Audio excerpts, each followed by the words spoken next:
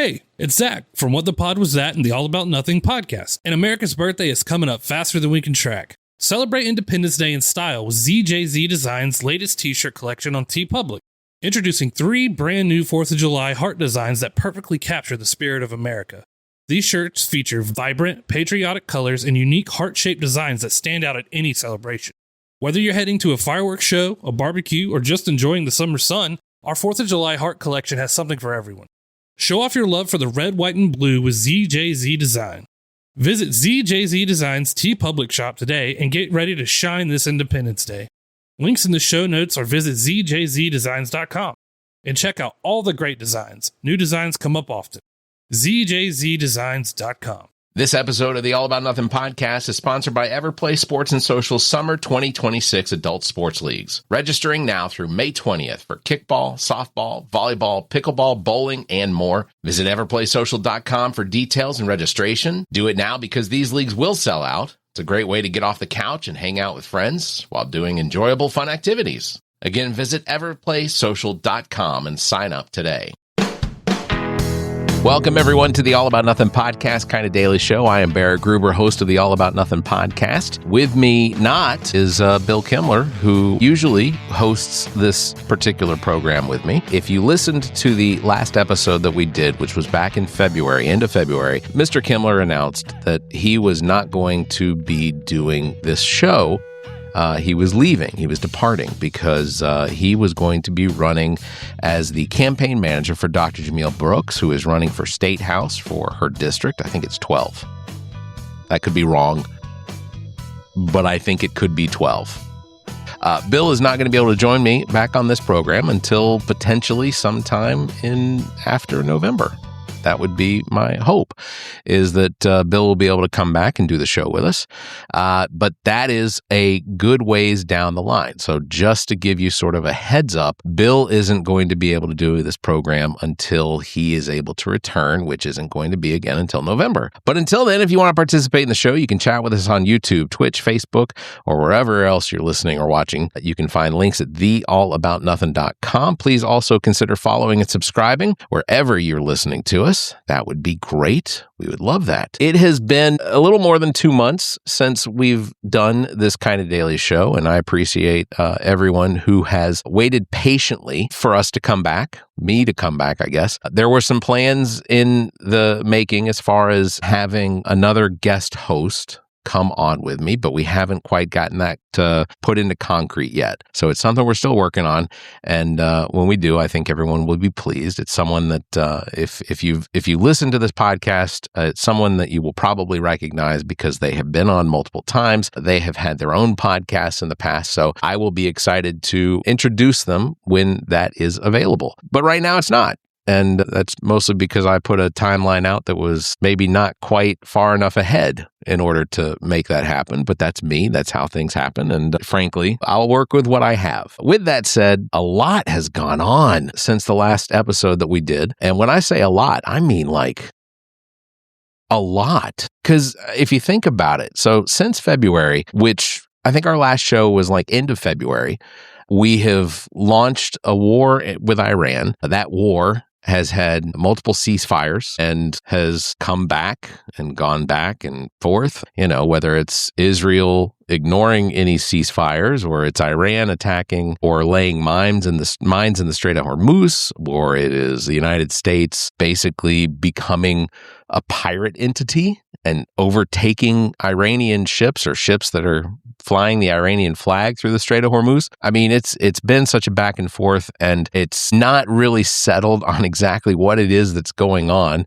As of today, we were supposed to be guiding ships through the Strait of Hormuz, and at least at last report, it sounds like there were 2 American flag merchant ships that did transit the Strait of Hormuz. President Donald Trump did announce Project Freedom, a U.S. naval operation to escort commercial vessels through the Strait of Hormuz, warning that any interference will have to be dealt with forcefully. Partially closed since February 28, the Strait of Hormuz has created a global energy crisis as oil and liquid natural gas shipments stalled, prompting the United States to intervene, despite claims from Iranian state media that the Islamic Revolutionary Guard Corps hit a U.S. warship. Central Command denied any strikes. The U.S. supports supports the mission with destroyers and over 100 aircraft. Internationally, a security expert, Robert Page, argued on Monday that Trump's made a public bet, warning the strategy has only two likely outcomes: a major military escalation or humiliation for the United States. By sending escorts, the United States has made itself directly responsible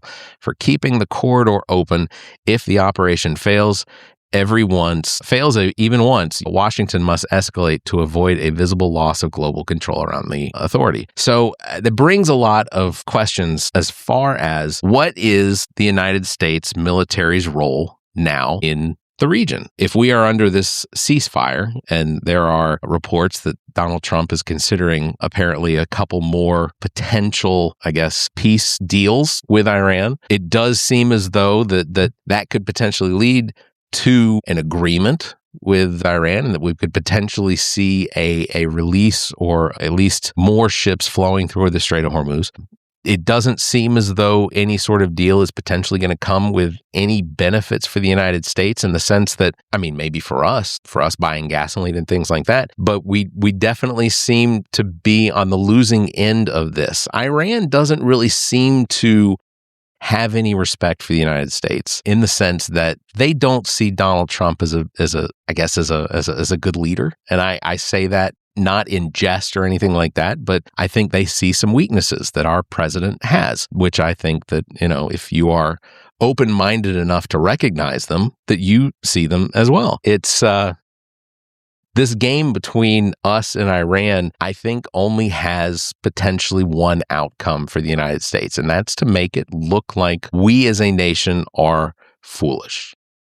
That we entered into a war in February that really had it didn't have any real specific end point. There weren't any real set goals, because I think initially the goal was we were eliminating the likelihood that Iran would be able to produce nuclear weapons. Well, back in June of last year, we launched an attack against several nuclear sites that gave the impression that there was no likely nuclear development in Iran, because we had annihilated their entire nuclear facility program, whatever. And then it turned out that 7-8 months later, we have to go back and fight them again to prevent them from creating nuclear weapons. And we get all of the bullshit about how the Iranians rebuilt their nuclear program in 7 months. But in June of last year, we were told it was decimated. We were told that it was annihilated. And those are pretty definitive. There's not a lot of wiggle room on what those two things mean, unless, of course, you're part of the MAGA movement, and you are so staunchly behind and believe almost everything that Donald Trump says, then yeah, you absolutely probably believe that the Iranians have the ability to rebuild in 8 months from annihilation. Again, annihilation is an extremely finite term. Like there's no wiggle room on that. Annihilation is gone, done, complete, nothing. Here we are in February. That's the reason we're going to war with Iran, is to prevent them from creating nuclear weapons that would potentially threaten the United States. Doesn't really seem feasible when you think about it. And I think that for the most part, the people that support Donald Trump, if they heard the same rhetoric from a Joe Biden or from a Barack Obama, I think that they would probably question what it is they're hearing. They would probably have doubts about the idea that our president, whomever it was, announced that Iranians' nuclear ability or their desire to build nuclear weapons had been decimated. And then to turn around 8 months later to have to go back in to potentially do it again.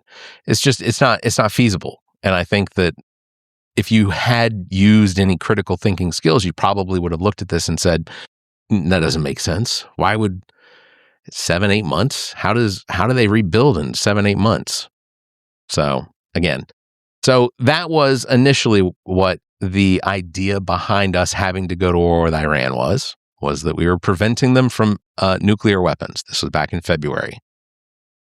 Then it was they were in the first hours of the war, they were launching attacks against several of our, I guess, allies in the region, the UAE, Israel, of course, Kuwait. We had Qatar, whatever your preferred pronunciation is. And so that was part of it, was we were trying them to keep them from attacking our allies or our military bases in the region.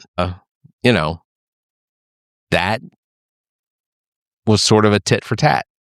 We'd hit them, they'd hit us. We'd hit them, they'd hit us. And it just kind of continued to go back and forth like that. And at some point, it became all about the Strait of Hormuz, because the Strait of Hormuz has about a fifth of the world's oil comes through the Strait of Hormuz out of that region, and it goes all around the world from there. And that sort of has been the continuing theme of what we're doing in the region now, is trying to convince the Iranians to stop shooting at ships that are trying to traverse through the Strait of Hormuz. We're trying to prevent ships that have value from hitting sea mines that have been placed in the Strait of Hormuz. It's again, this is a situation that 6 months ago wasn't occurring, that through diplomacy back in the 2010s, Barack Obama's administration had reached an agreement with the Iranians that they would cease the research and development of nuclear weapons, that they would stop. And I know that one of the tipping points for MAGA and Republicans is that we gifted them billions of dollars, that we literally handed them cash to stop, which isn't really the case. This is the money that was freed up and returned to them was money that had been seized by the United States over the course of several decades, that was returned to them as part of this agreement, that they would not seek the enrichment of plutonium or uranium or whatever it is in order to create nuclear weapons. And that was working. I say that based on the reporting, is that this was actually working in Iran and as a stabilizing piece of the, for the region. That Iran their nuclear desires were mostly around the energy sector. And Donald Trump took office in 2017 and he tore up that deal. And almost immediately, Iran had the justification at that point to start enriching their plutonium or uranium or whatever, so that they could potentially produce nuclear weapons to defend themselves or to antagonize the region. And I'm not going to be one of those people that says that, Iran is, we shouldn't be fighting Iran, because I am of the belief that Iran is a very destabilizing force in the region. Iran is responsible for terrorist states and organizations like Hezbollah and Hamas. These are terrorist organizations. And I will not say that it's a good thing that Iran has the ability to fund these terrorist organizations. It absolutely isn't. And I recognize that there are things that occur in that region because Iran is funding them. So, is Iran's government good? No. During the protests that occurred last year, there are estimates that there were potentially 30,000 people that were murdered during those protests. Now, I don't know if that number is accurate. I only know that is a estimation of the possibility of the number of people that were killed in Iran during those protests. So Iran's government is not good. Their people are potentially being slaughtered by a government that sees any uprising as being against the government, state, whatnot, is not good. It's not. Is it the responsibility of the United States to launch a war against a country? I don't feel like that's necessary. Okay, I am not anyone with any military background. I have never served. I don't even have one of these I'd have served but stories. It's not me. I don't have it. It's not me. And I have the utmost respect for all of our veterans, all of our service members, everyone that is sacrificing their potential lives, their time. That sacrifice means a lot. And So absolutely, I have appreciation for our veterans and active military. I don't like seeing them put into harm's way in order to boost the ego of a president who does continue to appear to be on, mental decline. He does seem to be struggling a lot lately, and we can get into that in future episodes, but I'll just say that based on my experience with people that have suffered from dementia, Donald Trump, in my opinion, again, not medical opinion, I don't have any degrees or hours of any sort of research medically. I don't have a medical background, anything like that, to say definitively. But a lot of the behaviors that I see in Donald Trump, especially lately, within the last 6 months, to me, appear to be of someone who is sunsetting. It is someone who is continuing to degrade. And you'll see a lot of experts. You'll see a lot of people on, I'm going to take out the word experts. Don't go with the word experts. But there are a lot of people in social media who claim to have experience, or either professionally or personally, with dementia, that absolutely do recognize some of the things and behaviors with Donald Trump that do look like frontal temporal dementia. And that, coupled with his just megalomaniac narcissism, continue to come through almost daily. What we're seeing in a lot of what he does, including, people, if Joe Biden legitimately fell asleep in front of cameras the same way that Donald Trump does, the right would be flipping out. The right would be calling for the 25th Amendment. The right would be calling for impeachment. And you have to remember, the last 2 years of Joe Biden's term, the House was in control by Republicans and the Senate was in control by Republicans.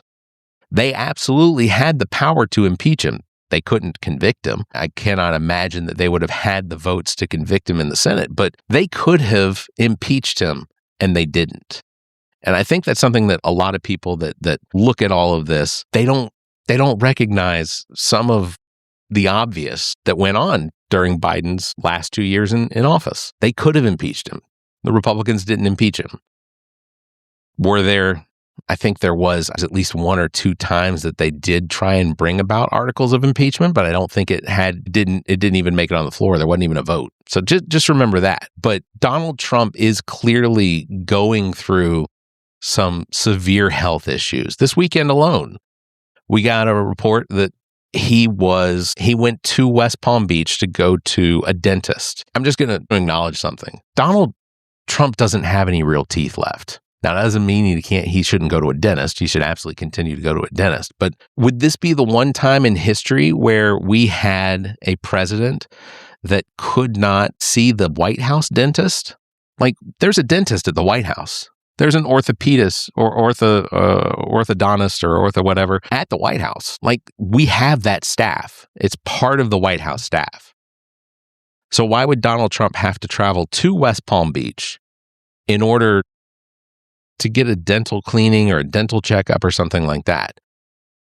And there's never any real transparency when it comes to what goes on in his schedule that really gives us enough information for there not to be more questions. So Donald Trump having to travel to West Palm Beach in order to go see a dentist leaves a lot of questions. And then when you have Representative Nancy Mace, who's running for governor here in South Carolina, when you have her saying to pray for the president, raises questions. You have others in the administration that are acknowledging through tweets and things like that the president is, to pray for the president. And you know what? Thoughts and prayers, whatever. But the lack of transparency, I think, is what makes things more and more difficult in order to try and understand or really get a grasp on what it is that's going on with this president and his health. He had another one of these cognitive tests, and that's mine on the board. And it took about half an hour to go through. And I will fully admit I got 29 out of 30. The part where you're supposed to tap out every time you hear the letter A, I tapped early because I was anticipating a letter A, and so 29 out of 30. Technically, I aced it. But Donald Trump recently had another cognitive test, which he was bragging about, and said that he had aced it, you know. But according to the reports, there were like there were either 4 or 6 doctors in the room while he's taking this cognitive test. And this cognitive test isn't surgical. It isn't medical. It is simply designed. It's the Montreal Cognitive Assessment. And the whole idea behind this particular test is to get an idea of where an individual is cognitively. Are they on decline? And that's the whole point of this test, is to get an idea of if their cognitive abilities are declining. So why would you give a president who claims to have no cognitive decline the same Montreal test multiple times in a year? Because he had it 2 or 3 times last year, and then he just recently had it again. That in itself leaves a lot of questions. And lately, with this White House Correspondents' Dinner, I don't want to say it was an attempted assassination, because the likelihood of this alleged assassin of actually making it all the way to the president was highly unlikely. He had a manifesto, apparently, that designated a lot of the people in the administration, maybe even just particularly one, as being, disgusting pedophiles and things like that. Whether that's true or not, I don't know. But it is obviously, there's so many questions.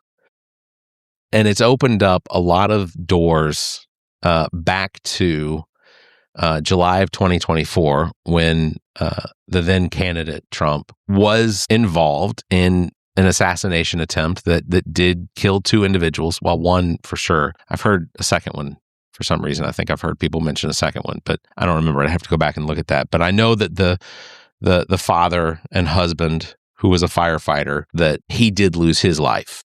He was in the stands and he was trying to protect his family, and he did take a round that did end his life, and that's awful. But because of this latest assassination attempt, I say with, air quotes, because of that, it's had a lot of even right-wing conservative pundits and podcasters and things like that go back and sort of do a reassessment of what occurred in July of 2024. They are questioning some of the things that should be questioned. The fact that, I said it before, Donald Trump is a malignant narcissist. His brain does not operate the same as most people, in the sense that there's no sense of empathy. He has zero empathy for anyone but himself. He has no ability to be sympathetic for anyone but himself. And it's absolutely a fact. For anyone that looks at this president and says, no, he cares about people and things like that, he doesn't. And you are absolutely fooling yourself if you think that you stroll up on his front door begging for food or aid or shelter, you're going to get turned away. He does not give any bit of care for anyone but himself. I can't even firmly say that he would take care of his own family if they asked for it. Really, I can't. And, as sad as that is, he is a malignant narcissist, and coupled with the dementia. But the thing about the malignant narcissism is the fact that Donald Trump doesn't speak about that Butler, Pennsylvania event. He does not speak on it. The last time that he actually specifically called it by name, or the event, was during the Republican National Convention in 2024 before his election. And what he said was, this is the last time I'm ever going to talk about this. And you don't think that a guy who took a bullet near his ear and survived isn't going to stand up and be like, I'm the guy that my life was almost lost. Like, he's not going to talk about that if it actually happened the way it is reported to have happened. Donald Trump would talk about it every single day. He would talk and talk. He would tweet about it. He would truth about it. He would be in front of the press about it every single day because that's who he is. That's where his brain is at. He is a malignant narcissist. He can't help it. But because that event, to some people, may not have happened the way that it's been reported that it happened, it is entirely possible that we don't have all the information. And the fact that there has not been an actual open and closed investigation into what happened, I would bet that most people can't even remember the name of the assailant. I would bet that most people couldn't even remember how old he is. But the fact that we don't have an actual investigation into what happened, I think, in my head, really opens up a lot of questions. And apparently, there's a lot of people on the right that are having a hard time understanding why this president didn't have as much control as he has over the Department of Justice and the FBI, why they haven't done a thorough investigation into what actually happened. So we're going to talk a lot about more of this. The All About Nothing podcast kind of daily show is back. Again, Bill Kimmler unable to be on the show until maybe sometime in November because he is running the campaign for Dr. Jamil Brooks, who is running for State House out of the Greenwood County area. Again, I think it's District 12. But make sure to go check out Bill Kimmler and Dr. Jamil Brooks. Of course, Bill Kimmler and Dr. Jamil Brooks host a Black, White, and Blue in the South, which is available every other Wednesday from the Big Media Podcast Network, which you can hear anywhere you listen to podcasts as well. The All About Nothing podcast. You can make sure to follow us and subscribe wherever you listen, whether it's YouTube or Apple or Spotify or whatever. Please make sure to do it. That is going to wrap it up for this episode. Big thanks to everybody for watching. Thanks for listening. Don't forget, you can follow me at Barrett Gruber across all of social media. Thanks for liking and hitting that bell. And if you can, give us a 5-star review and leave a comment wherever you're listening. Until next time, you all stay safe, be kind, and keep your hands to yourself. The preceding podcast is solely owned by the host or hosts and is distributed by Big Media, LLC. Copyright 2026.